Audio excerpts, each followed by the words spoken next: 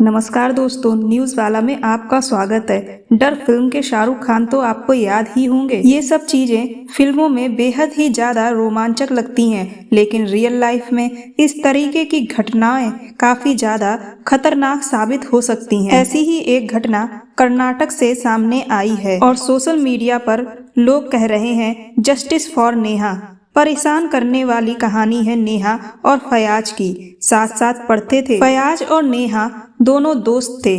फयाज ने दोस्ती से आगे बढ़कर नेहा को प्रपोज कर दिया, लेकिन नेहा ने कहा कि मैं तो तुम्हें दोस्त मानती थी। लेकिन फयाज ने कहा कि नहीं, दोस्त नहीं, मुझे लगता है कि तुम प्यार करती हो। लेकिन नेहा ने प्यार से इनकार कर दिया और फयाज से वह दूरी बनाने लगी। और इधर फयाज बार बार जाकर नेहा को प्रपोज कर रहा था। नेहा को समझ नहीं आया, तो इसीलिए उसने अपने घर वालों से शिकायत की और नेहा के घर वालों ने भी फयाज को काफी समझाया। लेकिन फिर फयाज ने जो कुछ किया वह हैरान करने वाला था।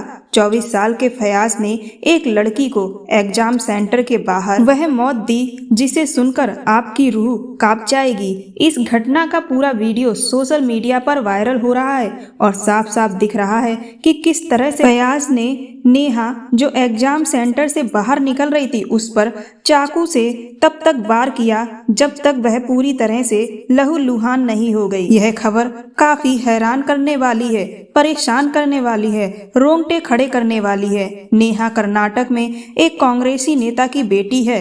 यह कहानी बड़ी ही हैरान करने वाली है। नेहा को जैसे तैसे अस्पताल ले जाया गया, लेकिन तब तक वह इस दुनिया को छोड़ चुकी थी। यूं तो तमाम लोग यह कह रहे हैं कि नेहा पर जब वह हमला हो रहा था तो सभी लोग यह देखकर घबरा गए थे। फयाज ने कैंपस से भागने की कोशिश की, लेकिन 1 घंटे के अंदर ही उस कैंपस के छात्रों और कर्मचारियों ने फयाज को पकड़ लिया और बाद में पुलिस को सौंप दिया। लड़की की पहचान नेहा हिरेमठ के रूप में हुई। नेहा कांग्रेस के पार्षद निरंजन हिरेमठ की बेटी थी। यह लड़का फयाज जो बेलगामी जिले के रहने वाला है। पुलिस के मुताबिक नेहा 2-3 महीने से कॉलेज नहीं जा पाई थी क्योंकि वह टाइफाइड से परेशान थी और एक अरसे बाद वह गुरुवार को परीक्षा देने के लिए कॉलेज आई। परीक्षा देने के बाद जब वह बाहर निकली तो वहां पर पहले से ही फयाज खड़ा था और उस पर हमला किया। उसकी पीठ पर,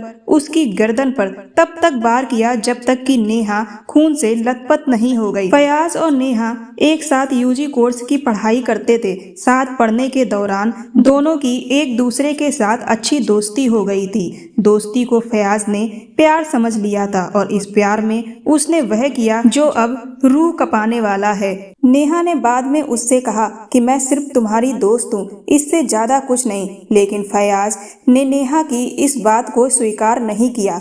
नेहा के घर वालों को भी इस सब के बारे में जानकारी हुई तो उन्होंने फयाज के पास जाकर नेहा से दूर रहने की बात कही और इस घटना के बाद माता पिता बेटी के कॉलेज जाते और उसे अपने संग लेकर वापस आते। अब इस घटना को लेकर देश के अलग अलग हिस्सों में राजनीतिक विरोध प्रदर्शन हो रहा है। कांग्रेस और बीजेपी के बीच में आरोप प्रत्यारोप हो रहे हैं। कांग्रेस ने जहां इस घटना को 2 लोगों के बीच की निजी मसला बताया है तो बीजेपी ने एक तरफ इसे लव जिहाद कहा है।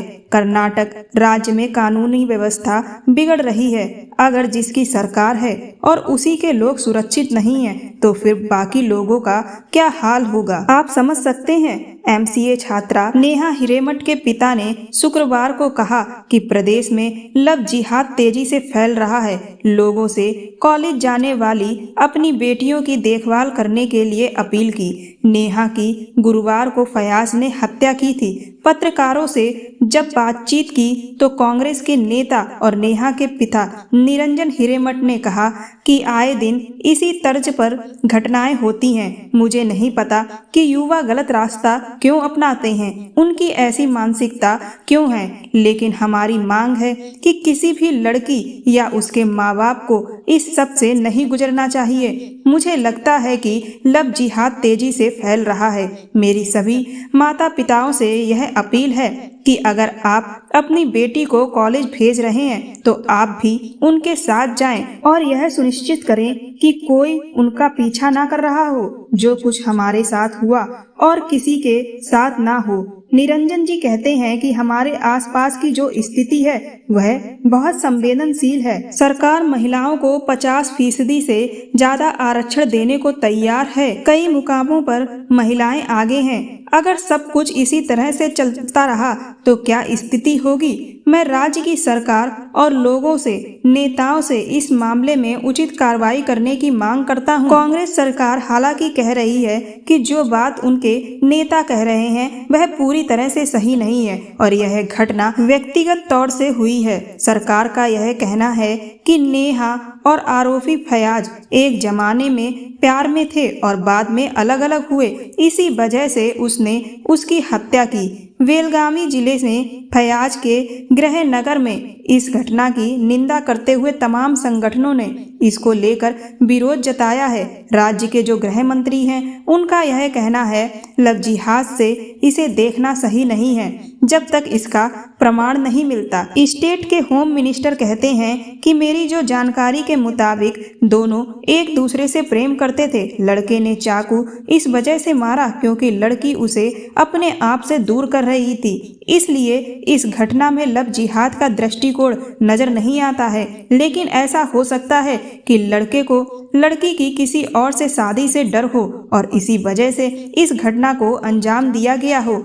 अब सवाल यह भी है कि लड़की अगर किसी और से भी शादी कर रही थी तो क्या इस तरह की हत्या को जस्टिफाई किया जा सकता है। हमारा सवाल आपसे है कि घटना को आप किस तरह से देखते हैं। जो बात लड़की के पिता ने कही कि राज्य में लव जिहाद जैसी चीज है, दूसरी तरफ कुछ लोग ऐसे भी हैं जो यह मानते हैं कि देश में लव जिहाद सिर्फ बीजेपी और हिंदू संगठनों की तरफ से उठाए जाने वाला मुद्दा है। असल जिंदगी में ऐसा नहीं होता। यह घटना लव जिहाद की है या व्यक्तिगत दो लोगों के बीच की, आप हमें बताएं। इस घटना को लेकर आप क्या सोचते हैं। यह घटना आपको डराती है, बेचैन करती है, परेशान करती है और हमें बताएं कि आपका इस घटना को लेकर क्या नजरिया है। अपनी राय कमेंट बॉक्स में जरूर दें और सावधान रहें और सतर्क रहें। मेरे चैनल को सब्सक्राइब कर दें। धन्यवाद।